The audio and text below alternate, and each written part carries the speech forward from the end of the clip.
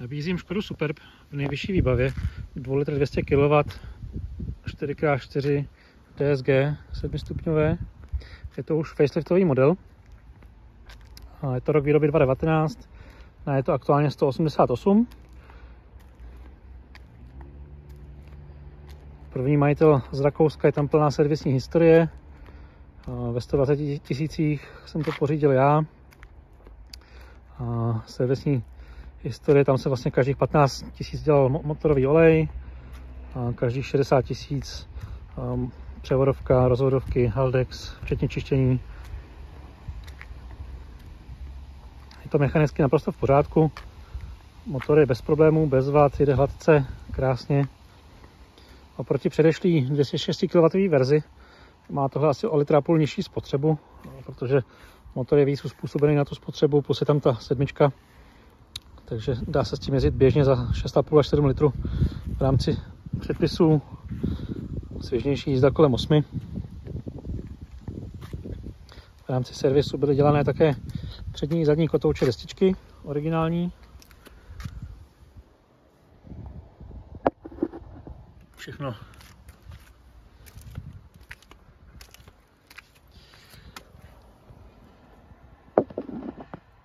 v dobrém stavu. Interiér je nezničený. Kombinace Alcantara, kůže, karbonový dekor, je tam ambientní posvícení.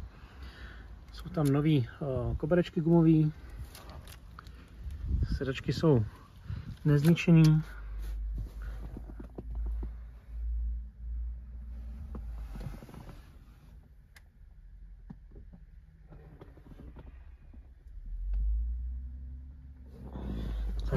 Zadní také.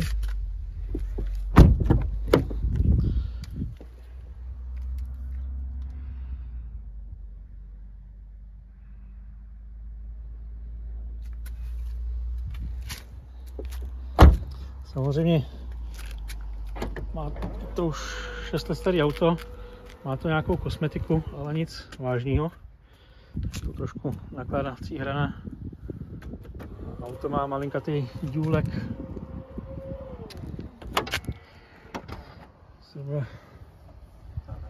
Je v těchto místech, který se dá když tak vytáhnout, to důlkaři dělají.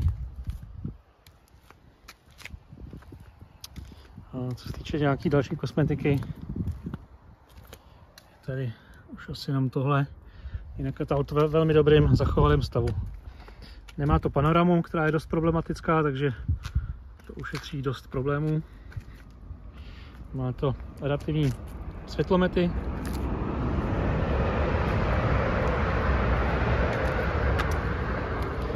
Co se týče motoru, jak jsem říkal, je v pořádku.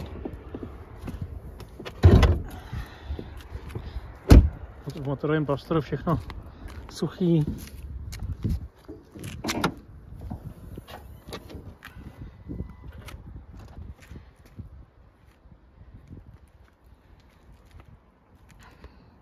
Za celou dobu s autem nebyl jediný problém, no a pak velká spokojenost. Pokud by vás cokoliv zajímalo, můžete volat, pište mi maila nebo zprávu na WhatsApp, rád zodpovím.